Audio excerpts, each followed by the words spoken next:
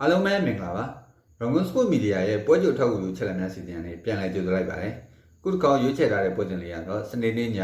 9:00 နာရီလုံးမှာရှင်းပြကစားကြမယ် Nottingham Forest တင်နဲ့ Manchester City တင်တို့ရဲ့ပွဲစဉ်လေးကိုရွေးချယ်သုံးသက်တင်ပြပေးသွားမှာပဲဖြစ်ပါတယ်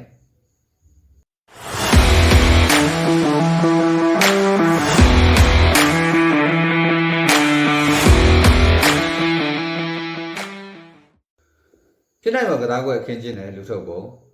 Nottingham Forest တင်ရဲ့ဖြစ်နိုင်ပွဲလူစင်းကိုပြောရမယ်ဆိုတော့ကိုစမတ်နေရာမှာ Matt နောက်တန်းမှာတော့ Ina, Milan Kope, Morello, Nico Williams ကွင်းလယ်ပိုင်းမှာ Dominguez, Anderson, Kieran Gilroy တိုက်စစ်ပိုင်းမှာတော့ Ilanga, Hussein Odoi နဲ့ Wood ကိုအသုံးပြုပြီးတော့4-2-3ပုံစံနဲ့ပွဲထွက်လာနိုင်ပါတယ်။ Man City ရဲ့ဖြစ်နိုင်ပွဲလူစင်းကတော့ကိုစမတ်နေရာမှာ Ederson နောက်တန်းမှာတော့ Guardiola, Consano, Ruben Dias, Matheus Nunes ကွင်းလယ်မှာတော့ Gonzalez, Kovacic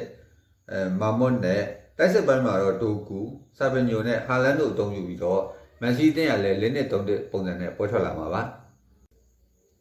ဒန်ယာနဲ့ပွဲပဲဒန်ယာပွဲပဲစင်းမှာတော့ Nottingham Forest တင်မှာဆိုရင်မီကွဲတယောက်ပဲဒန်ယာပြဿနာရှိနေပြီးတော့မန်စီးတင်မှာတော့ John Stones အကန်ကြီးနေတန်အကီရိုဒရီနဲ့အော်စကာဘူးတို့ဟာဒန်ယာပြဿနာကြောင့်ဒီပွဲစဉ်ကိုလွှဲချော်မှာပဲဖြစ်ပါတယ်ထိပ်တိုက်တွေ့ဆုံမှုများနောက်ဆုံးထိပ်တိုက်တွေ့ဆုံခဲ့တဲ့9ချိန်မှာတော့ Man City 4ချိန်နဲ့တစ်ချိန်တည်ကျလာပြီးတော့ Nottingham Forest ကအနိုင်ရရှိခဲ့ခြင်းမရှိပါဘူး။ဒါပေမဲ့ဒီရာသီက Nottingham Forest အသင်းအတွက်အထူးကောင်းမွန်တဲ့ရာသီဖြစ်ပြီးတော့အဆင့်3နေရာမှာရပ်တည်နေက Champions League ဝင်ခွင့်ကိုပါစိန်ခေါ်နိုင်တဲ့အထိကောင်းမွန်ခဲ့တဲ့ရာသီဖြစ်ပါတယ်။ဒါကြောင့်မို့ဒီရာသီတွေ့ဆုံမှုကတော့အရင်ရာသီတွေလိုလွယ်ကူမှာမဟုတ်ဘဲနဲ့ Man City အသင်းအတွက်အခက်တွေ့စီမှာအမှန်ပါပဲ။နောက်ဆုံးကစားခဲ့တဲ့ရလဒ်များမှာတော့ Ancient Nottingham Forest တင်ဟာလေးဝက်စတိုင်နိုင်ဝက်ပြောင်းနေပေမဲ့လက်ရှိအမှတ်ပေးစရာမှာအဆင့်3နေရာမှာရပ်တည်နေစေဖြစ်တဲ့လို့ကြောင့်မလို့အသင်းရဲ့ပြည်သက်တွေကတော့အောင်မြင်တဲ့ရာသီတစ်ခုပြသတ်မှတ်ထားတဲ့ဖြစ်ပါတယ်။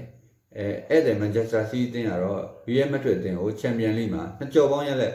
6-3ဆိုတဲ့ရလက်နဲ့ရှုံးနေတယ်။ပြီးတော့အမှတ်ပေးစရာပြန်ပဲ Liverpool အသင်းကိုအိမ်ဝင်းမှာ2-0ဆိုတဲ့ရလက်နဲ့ရှုံးနေပြီးတဲ့နောက်မှာတော့စပါအသင်းနဲ့ Plymouth အသင်းကိုနိုင်ရရှိအောင်ပြန်လည်ကစားထားနိုင်တာတွေ့ရပါတယ်။တိုက်စစ်ခံစစ်အိမ်ဝေးဝေးကွင်းနှိုင်းရှင်ခြင်း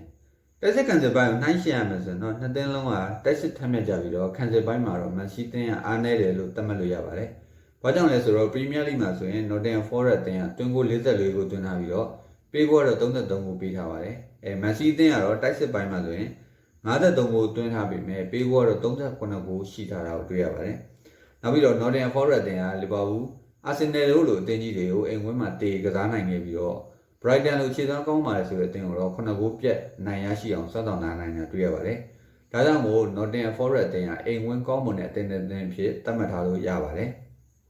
။လက်ရှိခြေစွမ်းနဲ့ဘယ်အသင်းကပိုပြီးအားထုတ်မလဲ။လက်ရှိခြေစွမ်းပိုင်းမှာတော့ Nottingham Forest အသင်းဟာ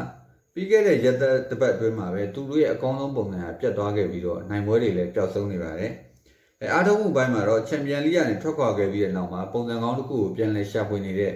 ဧည့်သည် Man City အသင်းကပုံမအားထုတ်မယ်လို့ပဲယုံကြည်မိပါတယ်။ဘူကီရီရဲ့လေးပေးမှုမှာတော့ Ancient Nottingham Forest အသင်းရဲ့အနိုင်ရရှိနိုင်ရာခိုင်နှုန်းကို29%ပေးထားပြီးတော့ဧည့်သည် Man City အသင်းရဲ့အနိုင်ရရှိနိုင်ရာခိုင်နှုန်းကတော့9.4%ထိပေးထားတာကိုတွေ့ရပါတယ်။အသေးချနိုင်ရာခိုင်နှုန်းကတော့26.8%ဖြစ်ပါတယ်။အနည်းချုပ်သုံးသက်ချက်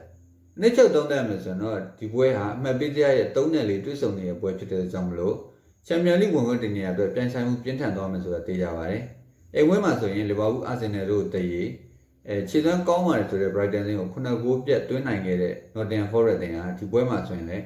Man City တင်ကိုဘယ်လောက်ထိအနေနဲ့ပေးနိုင်မလဲဆိုတာစောင့်ကြည့်သွားမှာပဲဖြစ်ပါတယ်။ကျွန်တော်မြင်ပြောရမယ်ဆိုတော့ဒီပွဲမှာ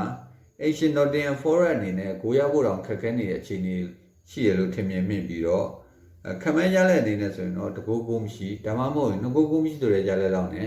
ဧည့်သည် Man City အသင်းကအနိုင်ရရှိသွားနိုင်တယ်လို့ခန့်မှန်းလိုက်ပါတယ်